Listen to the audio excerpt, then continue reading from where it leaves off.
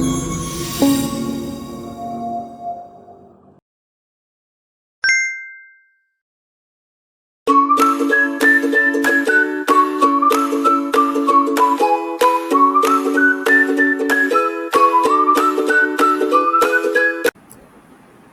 semuanya, untuk kali ini kita akan membahas sedikit mengenai pelatihan dan pengembangan SDM.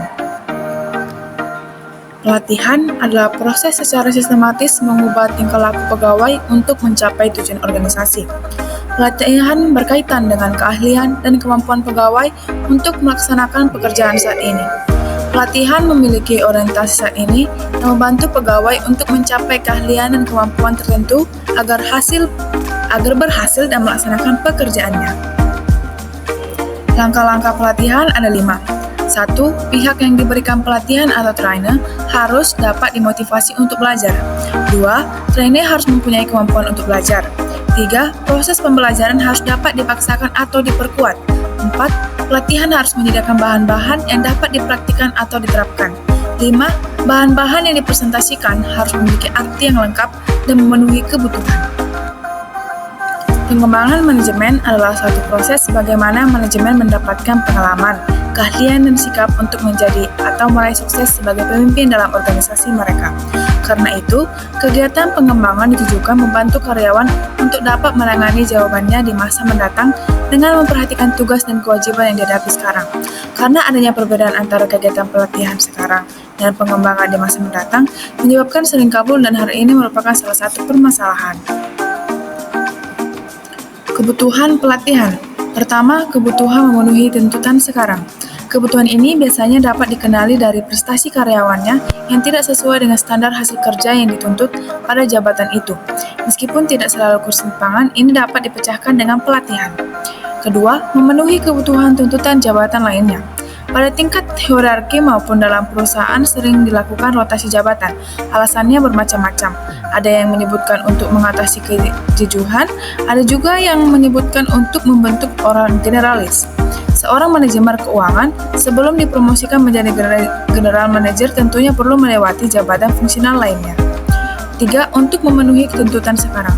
Perubahan-perubahan, baik intern atau perubahan sistem struktur organisasi maupun ekstern perubahan teknologi, perubahan orientasi bisnis perusahaan, sering memerlukan adanya tambahan pengetahuan baru. Meskipun pada saat ini tidak ada persoalan antara kemampuan orangnya dengan tuntutan jabatannya, tetapi dalam rangka menghadapi perubahan di atas, dapat diantisipasi dengan adanya pelatihan yang bersifat potensial. Upaya identifikasi pelatihan. 1. Membandingkan uraian pekerjaan atau jabatan dengan pengetahuan keterampilan yang dimiliki karyawan atau calon karyawan. 2. Menganalisis penilaian prestasi. Beberapa prestasi yang di bawah standar dianalisis dan ditentukan apakah penyimpangan yang terjadi disebabkan karena kurangnya pengetahuan dan keterampilan karyawan. 3. Menganalisis catatan karyawan. Dari catatan karyawan yang bersih tentang latar belakang pendidikan, hasil tes seleksi penerimaan, pelatihan yang pernah diikuti, promosi, demosi, rotasi, penilaian prestasi secara periode, temuan hasil pemeriksaan satuan pemeriksaan, kegagalan kerja, hasil komplain dari pelanggan, banyaknya produksi yang gagal, efektivitas kerja yang menurun, produktivitas kerja yang menurun, inefisiensi dalam berbagai hal, dan lain-lain. 4. Menganalisis laporan perusahaan lain, yaitu tentang keluhan pelanggan, keluhan karyawan, tingkat absensi, kecekatan kerja, kerusakan mesin, dan lain-lain yang dapat dipelajari dan disimpulkan adanya kekurangan-kekurangan yang bisa ditanggulangi dengan pelatihan. 5. Menganalisis masalah. Masalah yang dihadapi perusahaan secara umum dipisahkan ke dalam 2 masalah pokok, yaitu masalah yang menyangkut sistem dan SDM-nya. Masalah yang menyangkut SDM sering ada implikasi dengan pelatihan.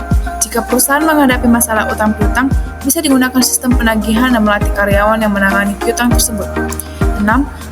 Merancang jangka panjang perusahaan. Rancangan jangka panjang ini mau tidak mau memasukkan bidang SDM di dalam prosesnya. Jika dalam prosesnya banyak sekali mengantisipasi adanya perubahan-perubahan, kesenjangan potensi pengetahuan dan keterampilan dapat dideteksi sejak awal. Manfaat pengembangan SDM di Uni RMIK. Pertama, membuat karyawan lebih kompeten karena mengembangkan kemampuan, pengetahuan, dan sikap yang baru. 2. Membuat karyawan menjadi lebih berkomitmen pada pekerjaan dan perusahaan. 3. Menciptakan rasa saling percaya dan menghormati antar karyawan, karyawan atasan, dan antar divisi. 4. Mendorong kemampuan problem solving. 5. Meningkatkan kerjasama tim. 6. Membantu menciptakan budaya efisiensi dalam perusahaan. 2 kelompok pengembangan SDM. 1. Pengembangan secara informal, yaitu pengembangan untuk karyawan atas keinginan dan usaha sendiri melatih dan mengembangkan dirinya dengan cara mempelajari buku-buku literatur yang berkaitan dengan pekerjaan atau jabatannya.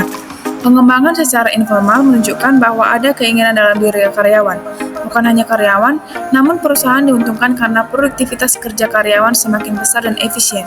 2. Pengembangan secara formal, yaitu pengembangan yang diberikan oleh perusahaan agar karyawan mengikuti pendidikan atau pelatihan di mana tujuannya agar kemampuan dan produktivitas karyawan meningkat. Perusahaan memerlukan biaya yang tidak sedikit dalam melakukan pelatihan dan pengembangan, namun juga dapat menekan biaya-biaya akibat masalah-masalah yang timbul jika karyawan tidak dilakukan pengembangan dan pelatihan SDM. Prinsip pengembangan SDM. 1. Adanya dorongan motivasi dari trainer, misalnya persiapan transfer atau promosi. 2. Adanya laporan kemajuan program report. 3. Adanya penguatan reinforcement. 4. Adanya partisipasi aktif dari trainer, active participation. 5. Latihan diberikan sebagian demi sebagian participant of learning. 6. Latihan harus mengingat adanya perbedaan individual difference. 7. Training selektif mau dan mampu. 8. Diusahakan training method tim sesuai. Metode pengembangan SDM yaitu pelatihan, pendidikan, magang, job enrichment, benchmark, uji kompetensi, coaching, dan promosi. Langkah-langkah pelatihan dan pengembangan strategis yaitu pertama penilaian kebutuhan, kedua tujuan pelatihan dan pengembangan, ketiga materi program, dan keempat prinsip pembelajaran. Evaluasi pelatihan metode quick analysis. Level 1 reaksi. Mengukur tingkat kepuasan peserta terhadap pelaksanaan pelatihan. Indikator-indikator yang dijadikan acuan untuk pengukuran ini adalah materi, fasilitas, konsumsi, dan instruktur saat pelatihan. Level 2 pembelajaran. Mengukur apakah peserta dapat memperhatikan dan memahami materi yang diberikan oleh instruktur. Data evaluasi ini diperoleh dengan membandingkan hasil dari tes awal sebelum pelatihan atau pretest dengan hasil dari tes akhir sesudah pelatihan atau post-test. Level 3 perilaku. Mengetahui apakah pengetahuan, keahlian, dan sikap yang diajarkan saat pelatihan benar-benar dimanfaatkan dan diaplikasikan ke dalam perilaku kerja peserta sehari-hari dan mempengaruhi secara signifikan terhadap peningkatan kinerja atau kompetensi di unit kerja masing-masing. Level 4 hasil. Mengetahui apakah terjadi peningkatan performansi atau kinerja organisasi setelah pelatihan. Tujuan dari pengumpulan informasi pada level ini adalah untuk menguji dampak terhadap kelompok kerja atau organisasi secara keseluruhan. Mari kita bahas mengenai kasus. Perusahaan Maju Bersama mengalami penurunan produktivitas karyawan bagian produksi dalam 6 bulan terakhir. Hasil survei internal menunjukkan bahwa karyawan merasa kurang memahami penggunaan mesin baru yang telah diimplementasikan sejak awal tahun. Manajemen memutuskan untuk menyelenggarakan program pelatihan guna mengatasi masalah tersebut. Namun, sebelum pelatihan dilaksanakan, tim HRD melakukan identifikasi terhadap kesenjangan antara kemampuan karyawan saat ini dengan tuntutan pekerjaan yang diharapkan, serta mempertimbangkan tantangan teknologi di masa depan. Langkah awal yang dilakukan oleh tim HRD perusahaan Maju Bersama sesuai dengan prinsip pelatihan dan pengembangan yang efektif adalah A. Menyusun materi pelatihan berdasarkan modul pelatihan lama. B. Menentukan tujuan pelatihan agar sesuai dengan visi perusahaan. C. Melakukan penilaian kebutuhan pelatihan. D. Memilih metode pelatihan yang paling populer. Jawaban yang sesuai dengan kasus tersebut yaitu C. Melakukan penilaian kebutuhan pelatihan. Berdasarkan materi yang disajikan, langkah pertama dalam merancang program pelatihan dan pengembangan yang efektif adalah penilaian kebutuhan. Penilaian kebutuhan berfungsi sebagai diagnosa untuk mengidentifikasi masalah saat ini, misalnya karyawan tidak mampu mengoperasikan mesin baru, dan tantangan di masa depan yang harus diantisipasi. Langkah ini menjadi dasar untuk menentukan tujuan pelatihan, menyusun materi, dan memilih metode yang tepat. Dalam kasus di atas, tim HRD telah melakukan identifikasi kesenjangan kemampuan dan mempertimbangkan tantangan teknologi mendatang. Ini merupakan bentuk penilaian kebutuhan sesuai sehingga jawaban yang paling tepat adalah C. Mari kita bahas mengenai kasus yang kedua. Setelah mengikuti pelatihan keselamatan kerja, karyawan tidak hanya lulus ujian akhir, tetapi juga mulai menggunakan alat pelindung diri atau APD secara konsisten di lapangan. Atas mereka melaporkan perubahan positif dalam kebiasaan kerja sehari-hari. Jenis evaluasi ini termasuk dalam level kritikal ke A. 1. Reaksi, B. 2. Pembelajaran, C. 3. Perilaku, D. 4. Hasil, E. 5. Dampak organisasi. Jawaban yang tepat yaitu C. 3. Perilaku. Level 3 mengukur apakah peserta menerapkan pengetahuan dan keterampilan dari pelatihan ke dalam perilaku kerja nyata seperti penggunaan APD secara konsisten setelah pelatihan K3. Terima kasih untuk perhatiannya. Sekian materi yang dapat saya sampaikan. Baik, materi selanjutnya yang kita bahas yaitu pelatihan dan pengembangan SDM, simulasi pelaksanaan pelatihan singkat atau mini training.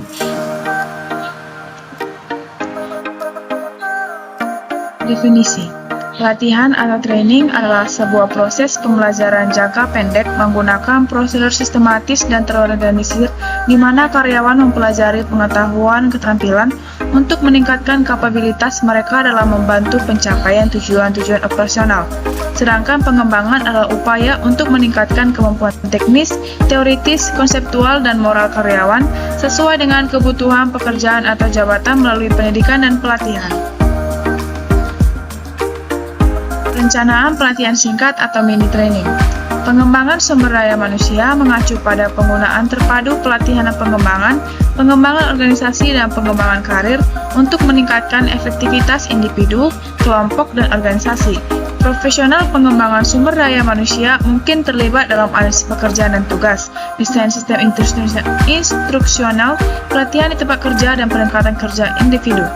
Pelatihan dan pendidikan ini dilaksanakan untuk karyawan baru agar dapat menjalankan tugas-tugas baru yang dibebankan untuk karyawan lama guna meningkatkan mutu pelaksanaan tugasnya sekarang maupun masa depan. Beberapa tujuan pelatihan dan pengembangan SDM dalam sebuah organisasi. A. Untuk mengurangi gap atau perbedaan kinerja yang ada antara hasil yang diinginkan dengan apa yang dicapai oleh pegawai sebagai akibat ketidakmampuan pegawai untuk mencapai standar yang ditetapkan. Pelatihan untuk meningkatkan kinerja ini penting bagi organisasi yang sedang mengalami penurunan produktivitas. B. Terkait dengan perkembangan teknologi, pelatihan dan pengembangan membuat pegawai lebih produktif dan lebih adaptif. Hal ini secara langsung akan membuat organisasi lebih adaptif pula, sehingga meningkatkan kemampuan dan keuntungan organisasi. C. Meningkatkan komitmen dan persepsi pegawai terhadap organisasi. Faktor-faktor penyebab diperlukannya pelatihan antara lain: 1. Untuk meningkatkan kualitas pegawai yang ada. 2. Menghadapi adanya persaingan global. 3. Terjadinya perubahan yang cepat di bidang ilmu pengetahuan dan teknologi atau IPTEK. Menyusun bahan ajar dan media pelatihan. Pelatihan sangat diperlukan dalam meningkatkan kualitas pegawai atau pelajar. Dalam kegiatan pelatihan terdiri dari perencanaan, pelaksanaan, dan evaluasi. Pelatihan harus direncanakan dengan baik dan tepat. Dalam perencanaan pelatihan, hal yang harus diperhatikan adalah media dan bahan ajar suatu pelatihan. Dalam perkembangan teknologi yang semakin maju, media dan bahan ajar tentunya menjadi hal yang sangat dibutuhkan dalam proses penyampaian sebuah materi yang akan diberikan kepada pelajar. Media dan bahan ajar juga mempermudah guru atau pendidik dalam melakukan proses belajar mengajar. Dengan adanya hal itu, maka dalam perancangan sebuah media dan bahan ajar harus ditinjau secara keefektifannya dalam pembelajaran. Tujuan pengembangan karyawan adalah untuk memperbaiki efektivitas kerja karyawan dalam mencapai hasil-hasil kerja yang perlu ditetapkan. Untuk memperbaiki efektivitas kerja dapat dilakukan dengan cara memperbaiki pengetahuan karyawan, keterampilan karyawan maupun sikap karyawan itu sendiri terhadap tugas-tugasnya. Pelatihan teknis merupakan upaya yang tepat untuk memberikan bekal kepada pegawai dalam menjalankan tugasnya, sehingga sangat penting untuk terus menerapkan program-program pembinaan SDM melalui pelatihan yang terencana dengan baik, sesuai dengan prinsip-prinsip pelatihan, terukur melalui evaluasi yang berkala dan merupakan program yang berkelanjutan. Prinsip-prinsip umum dalam pelatihan antara lain: 1. Perbedaan individu atau individual difference.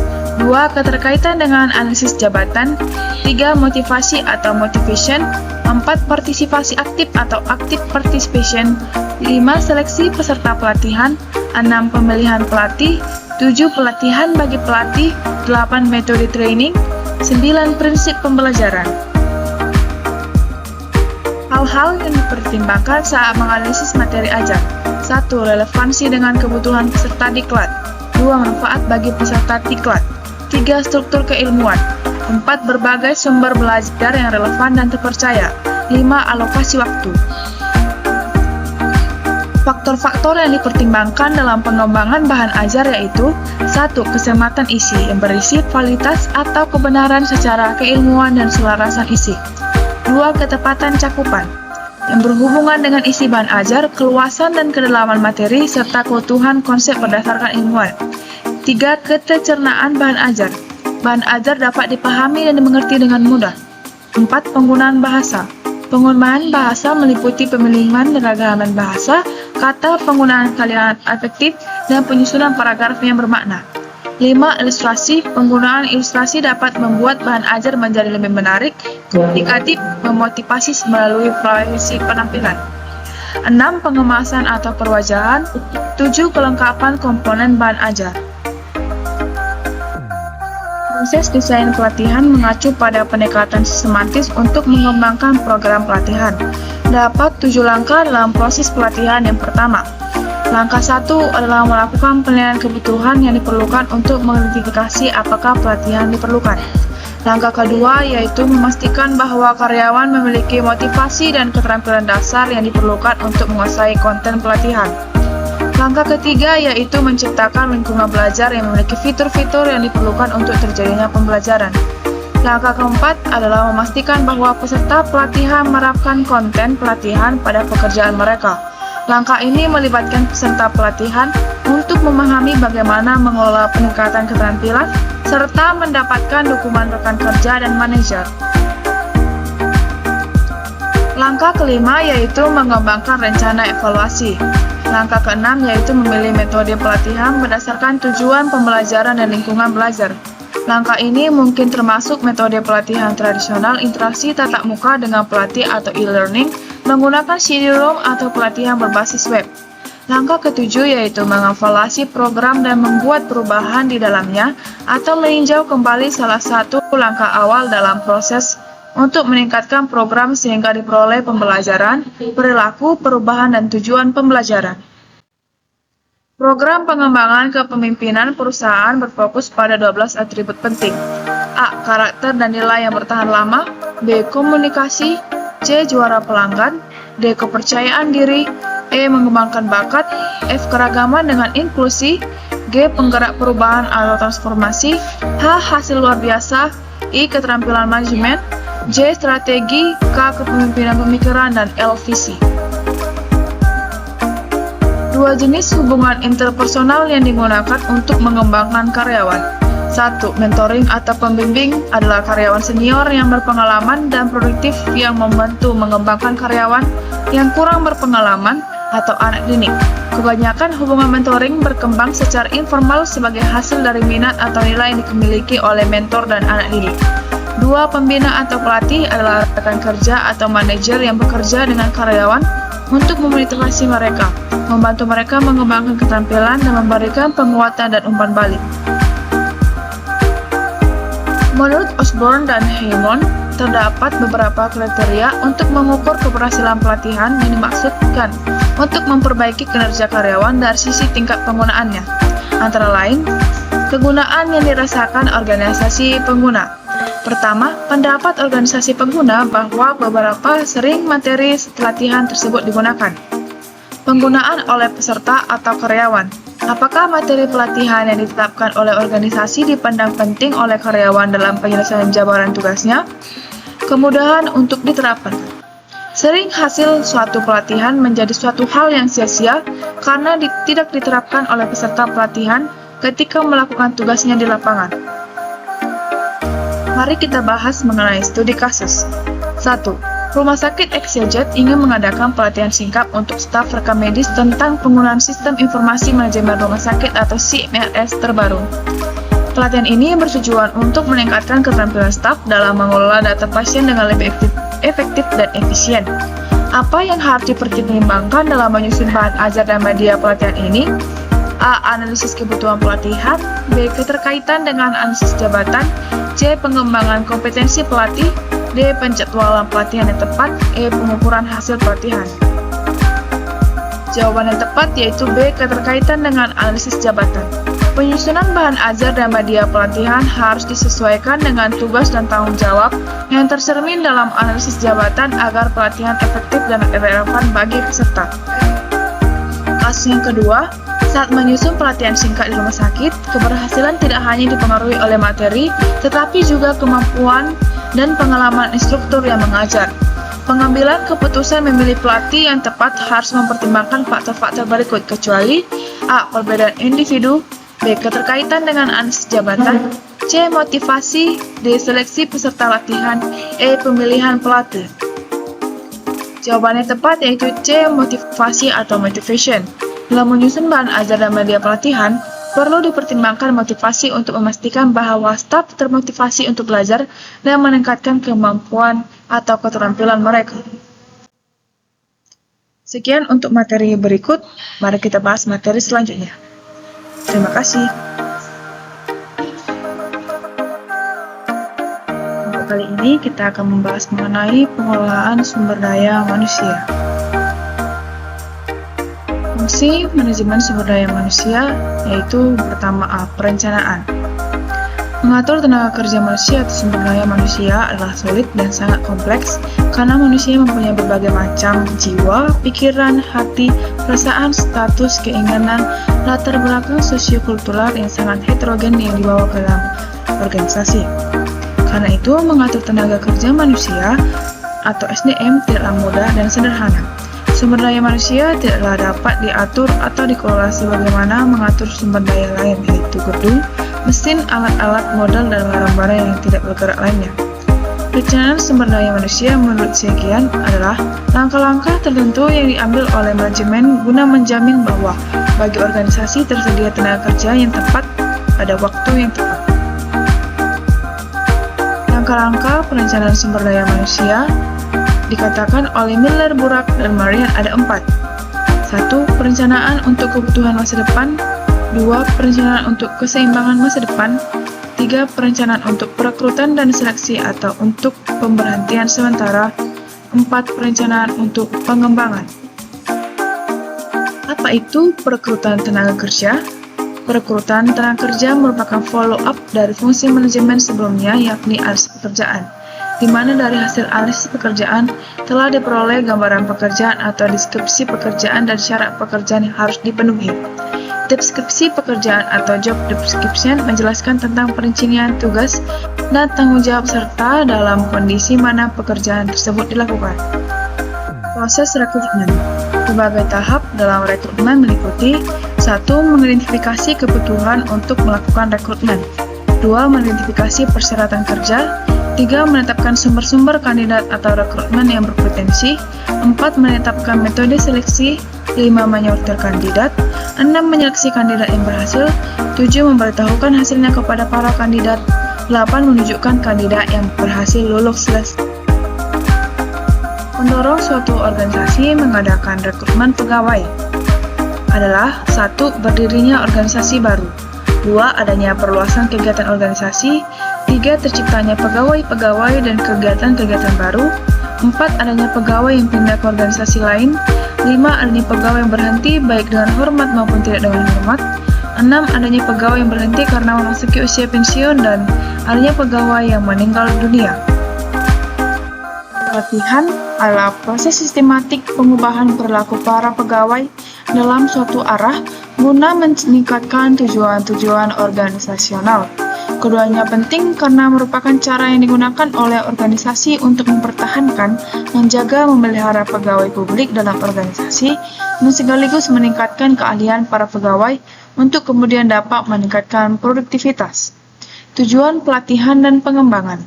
Pertama, memperbaiki kinerja. Kedua, memutakhirkan keahlian karyawan sejalan dengan kemajuan teknologi. Ketiga, mengurangi waktu belajar bagi karyawan baru supaya menjadi kompeten dalam pegawai. Keempat, membantu memecahkan personal operasional. Kelima, mempersiapkan karyawan untuk promosi. Keenam, memenuhi kebutuhan pribadi. Evaluasi kinerja. Evaluasi pekerjaan adalah untuk membandingkan semua pekerjaan di dalam organisasi satu dengan yang lain, dengan tujuan menghasilkan susunan peringkat. Evaluasi pekerjaan merupakan bagian dari proses perencanaan sumber daya manusia organisasi. Bila strategi dan tujuan telah ditentukan dan struktur sudah dikembangkan, langkah berikutnya adalah menentukan SDM yang sesuai dengan tingkat yang diinginkan, yaitu mendapatkan orang yang benar dengan keahlian yang sesuai untuk menduduki posisi yang cocok pada waktu yang tepat. Tantangan pengelolaan sumber daya manusia di unit rekomendasi informasi kesehatan. Yang pertama yaitu kekurangan tenaga. Kurangnya jumlah sumber daya manusia kesehatan berhubungan dengan kualitas atau mutu pelayanan di fasilitas kesehatan. Kurangnya jumlah tenaga kesehatan dibanding puskesmas yang ada menjadikan beban kerja tenaga kesehatan puskesmas semakin tinggi dan tidak sesuai dengan tupoksi serta latar belakang pendidikannya, sehingga pada akhirnya berdampak pada menurunnya kualitas pelayanan di puskesmas. Kinerja tidak optimal. Kualitas sumber daya manusia merupakan perpaduan antara kemampuan fisik atau kesehatan dan kemampuan non-fisik atau kemampuan bekerja, berpikir, mental, dan keterampilan-keterampilan lainnya yang dimiliki oleh seseorang individu sehingga mereka mampu untuk bekerja, berkreasi, berpotensi di dalam organisasi. Kualitas sumber daya manusia tidak hanya ditentukan oleh aspek keterampilan atau kekuatan tenaga fisiknya, akan tetapi ditentukan oleh pendidikan atau kadar pengetahuannya, pengalamannya, kematangannya, dan sikapnya. Rotasi pegawai dan turnover. Rotasi kerja merupakan pemindahan pegawai ke departemen baru dengan anggota tim dan tanggung jawab yang berbeda, tetapi masih relevan dengan kemampuan pegawai. Rotasi kerja dapat dianggap dapat meningkatkan antusiasme kerja, bakat, dan keterampilan kerja sehingga berdampak pada kinerja individu. Turnover merupakan isu yang penting bagi sebuah organisasi. Oleh karena itu, organisasi harus bekerja keras untuk mengelola karyawannya dengan baik, sehingga karyawan cenderung akan mengurungkan niatnya untuk meninggalkan organisasi. Kurangnya pelatihan berkelanjutan. Pelatihan yang berkelanjutan adalah fondasi penting bagi perkembangan individu dan masyarakat secara menyeluruh. Perlu dicatat bahwa pelatihan yang berkelanjutan tidak hanya memengaruhi perkembangan individu, tetapi juga membentuk arah perkembangan masyarakat secara keseluruhan. Strategi yang tepat dalam mengimplementasikan pelatihan berkelanjutan dapat meningkatkan efektivitas dan relevansi pelatihan terhadap kebutuhan masyarakat. Menyusun kebutuhan tenaga. Penyusunan deskripsi dan spesifikasi jabatan. Deskripsi pekerjaan atau uraian pekerjaan sangat diperlukan dalam setiap perusahaan maupun dalam organisasi. Suatu organisasi mempunyai alasan mengapa harus ada, untuk apa diadakan, dan sasaran apa yang harus dicapai. Deskripsi pekerjaan atau job description adalah informasi tertulis yang menguraikan tugas dan tanggung jawab, kondisi pekerjaan, hubungan pekerjaan, dan aspek-aspek pekerjaan pada suatu jabatan tertentu dalam organisasi. Spesifikasi jabatan atau job specification adalah suatu informasi yang abstrak yang diperoleh dari laporan analisis jabatan.